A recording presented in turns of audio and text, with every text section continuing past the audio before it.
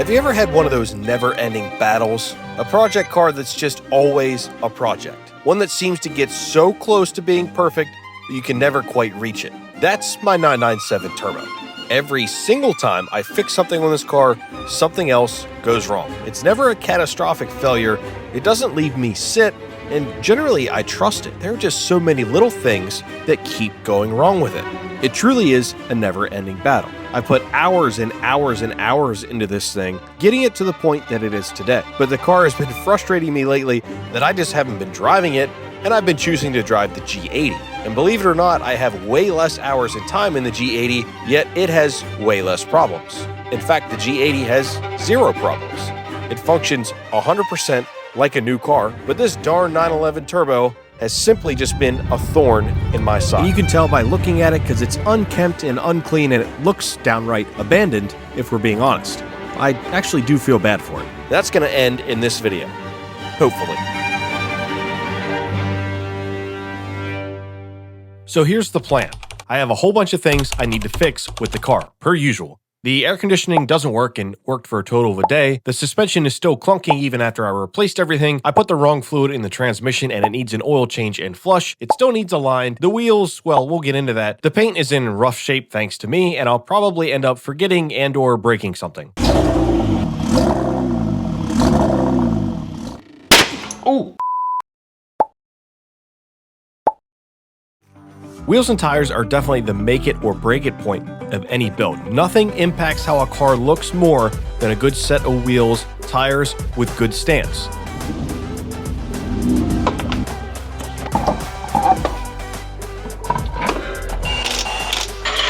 So far, I've had 4 different sets of wheels and tires on this car. The track wheels it came with, the stock wheels, the 18-inch Apex wheels, and the newest edition, the Kinesis wheels. And I don't know about you guys, but I'm really struggling to find that perfect combo of stance to wheel to tire ratio with the right color. And I think based on the last video, you guys would be in agreement with me.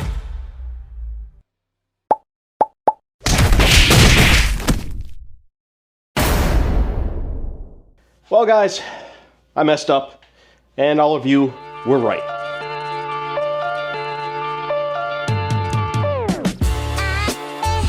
All right, listen, guys, I went out of my comfort zone. I still really like these wheels, but I definitely went too large on the tires in the front. It definitely has like a Dakar vibe, off-road vibe. Like I might even put a roof rack on this car. So now the question is, what do I do about it?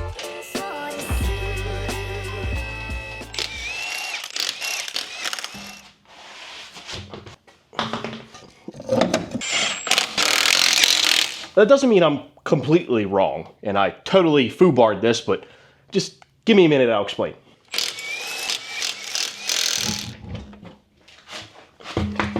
I haven't fully given up just yet.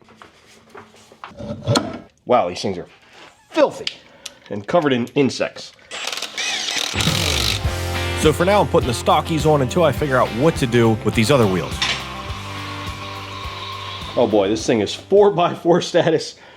Yikes, it's definitely got to be lowered.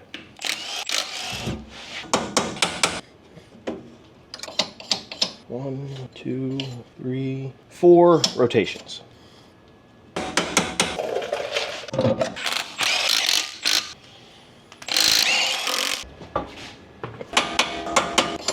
One, two.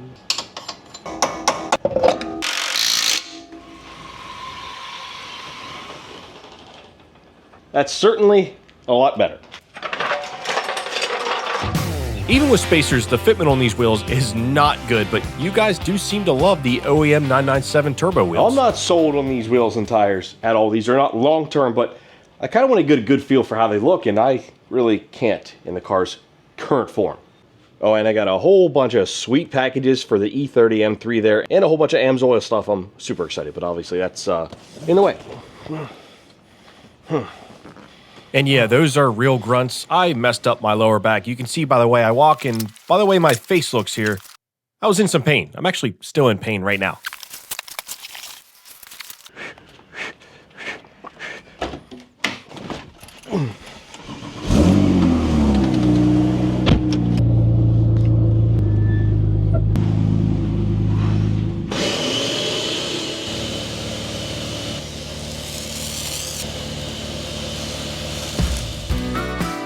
It got a super quick cleanup, but we'll get more into the actual detailing a little bit later in this video. What are your thoughts on the stock wheels with its current setup? They need new tires, they need refurbishing, so is it worth my time and money to actually make these things more permanent on the car, or should I just keep them temporarily? Not gonna lie, I kind of dig it more than I thought I would. Stocks aren't too bad, just the fitment isn't good.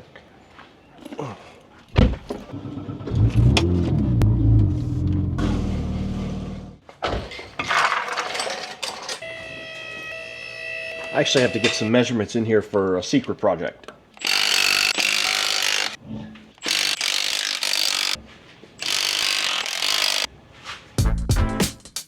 Secret measurements completed, now on to the next task. And this is for sure the popping noise I'm getting. Those springs aren't quite a perfect fit on those perch mounts, but I think I have a solution. And it's obviously the same over here too. It actually doesn't affect anything, it's just an annoying noise. Kind of the whole purpose of my suspension revamp is to get rid of annoying noises.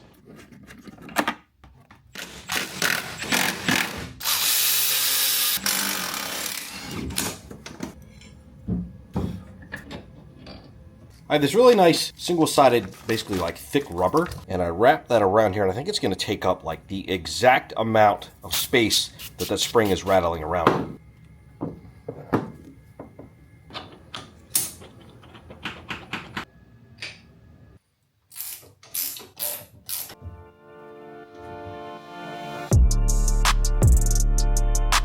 Now, absolutely no wiggling at all for the spring. Hopefully that fixed that problem.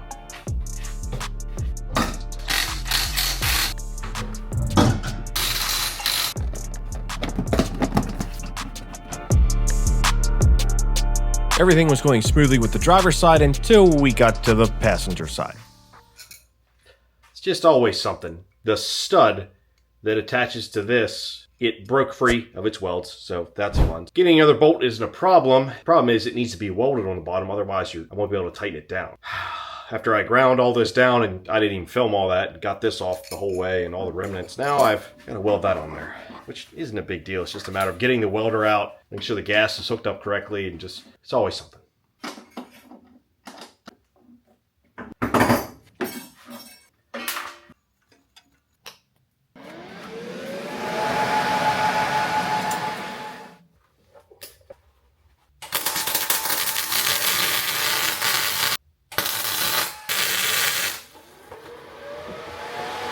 That should do it.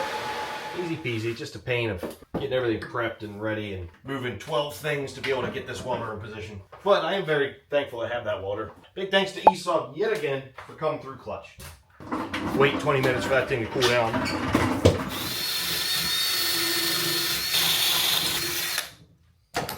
Doesn't look great, but it should hold. And with that, the passenger side went back together smoothly, and it's all wrapped up.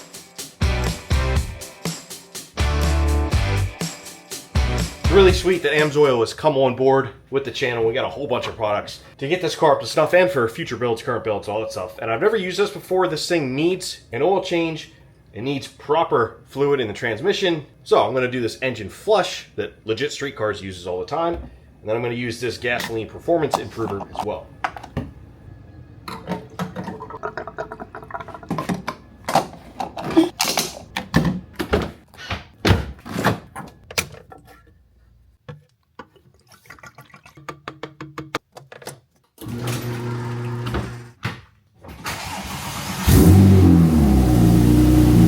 For this oil flush from AMSOIL, you have to let the car run for 10 to 15 minutes, which I did here, and in the meantime, I started removing the underpanel trays. I'm supposed to drain this oil immediately, which is all fine, but it's going to be hot.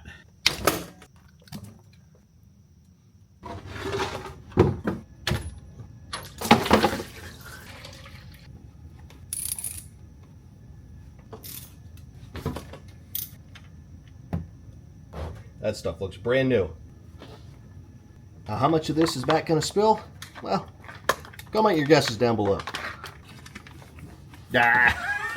And of course, immediately spills it on myself. Son of a gun. AMSOIL and these freaking squeezable quart bags, these are the absolute best invention ever, because this is way better than trying to freaking use a pump.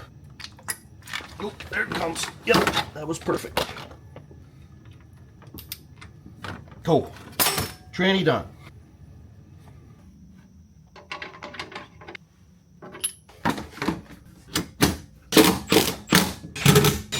I'm done under here. Thank the Lord.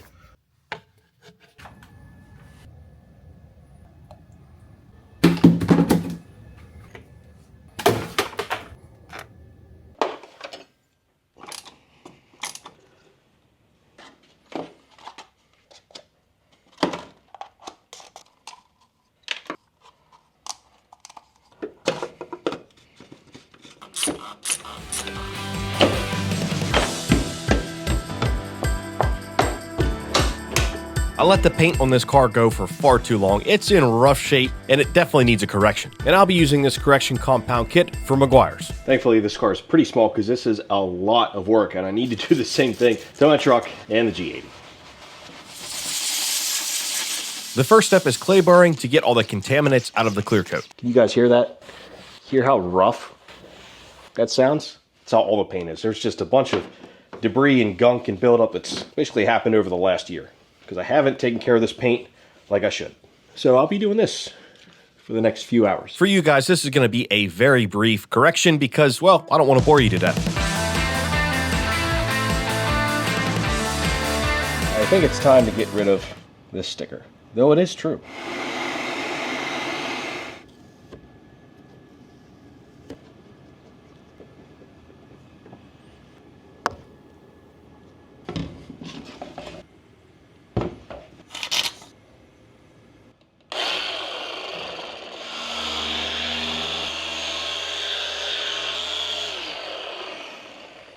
Just like that.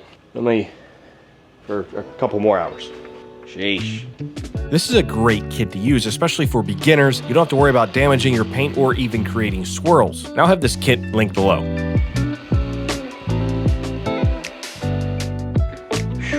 All right, clay barring done. Correction compound done. Buttery smooth. Take a listen. Take a listen. Can't hear anything. Perfect.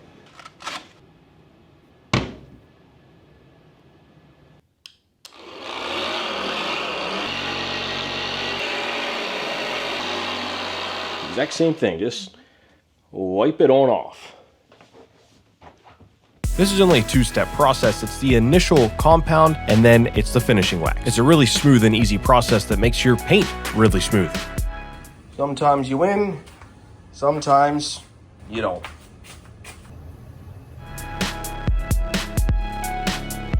This yielded a fantastic result. The paint is crystal clear, buttery smooth, and it took me probably in total with clay barring about 3 hours. Well, it's got a great shine. It's got a layer of wax on it. It's good to go. However, I want to do my shot at, well, ceramic coating. I've never actually ceramic coated anything. I'm going to get flamed here a little bit. I think it's a little bit of a gimmick. It's not going to protect your car from scratches, and it doesn't last forever, but it is better than wax. But to do that, I actually have to take the wax I just put on here off before putting the ceramic coating on. And for that, I'm just going to use some simple alcohol, just a wee little bit.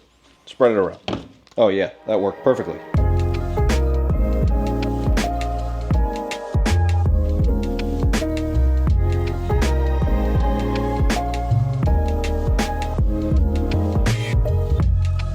Add about another hour for the ceramic coating, and this car is done, other than a little bit of tire shine. I'm trying to make these old, kind of beat up wheels and tires look their best. Now to do something I've needed to do for a long time.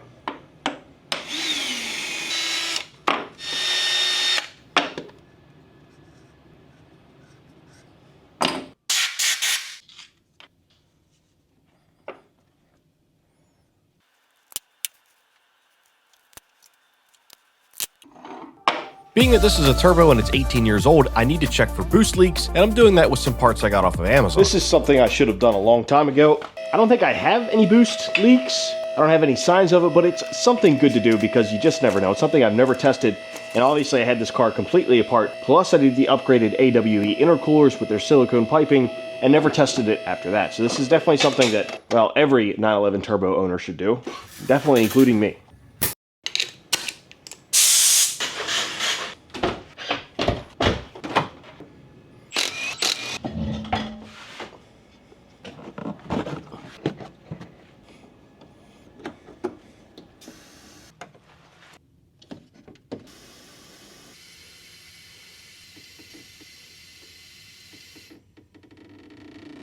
Oh, holy sh**. Oh boy, that was quite scary. About blew my head off. When my ears recover, I'll try this again. Freaking gunshots in the garage. Oh, it is holding. Cool. That gauge isn't moving. 15. Let's take it to 20. I'm very... Geez, Zoe! Oh, it was this one this time. You know what, guys? I'm going to call that sealed. Actually, just to satisfy my curiosity, I filled it up again. Less PSI. I just want to listen up here just to confirm there are no leaks. Boys, I do not hear a thing, which I'm actually surprised about. Very surprised about it. I'm glad. Checks another thing off the box.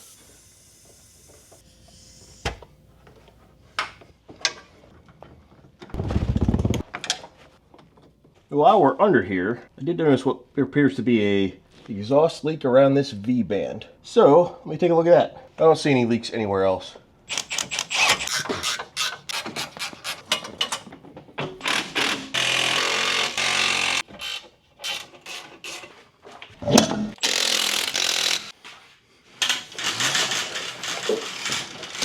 And no, never once has that even been close to hitting this TV. And one other thing, I never glued this seal in, so as you can see, it's fallen down. It's supposed to be up everywhere.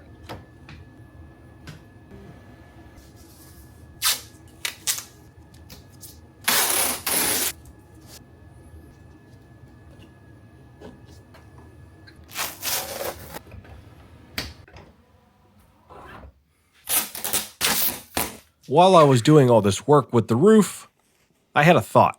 Really has me thinking. So you could get a carbon roof on the GT2s, but not the turbos. But I saw Scrap Life Garage did a carbon roof, and I think that would look absolutely fantastic on this car with this color. Now, as for the roof, in case this is something you're planning on doing yourself, honestly, it looks pretty daunting. The problem is they're a couple $1,000s, and it's pretty labor intensive because I'd have to pull out the front window, the rear window. It is a lot of drilling. The headliner, get a custom headliner done. It's a lot of work, but I'm willing to do it if you guys get this video to 7,500 likes, which that's like 1 in 10 of you have to click like. That's it. Not a big deal. I mean, if you want it, I'll make it happen.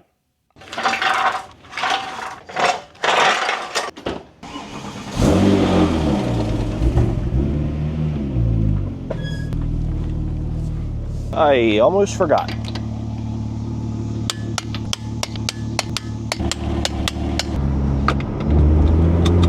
All right, no clunking, but obviously my steering wheel is not straight, but that's because I'm taking it to the alignment shop now. But the main thing is, it's not clunking, it's riding right, it's freshly detailed, and other than the alignment and the AC, which the shop is going to take care of, it doesn't need anything for now. That could very well change in this actual test drive right here.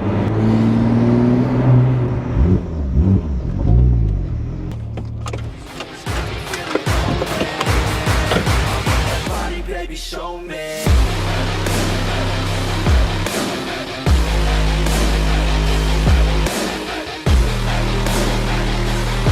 What are your thoughts? I truly think this is the best this car has looked yet, which is surprising for me because it's looking extremely OEM here. All right, I gotta know, you guys team spoiler up or team spoiler down? I like it both ways. That didn't come out quite right.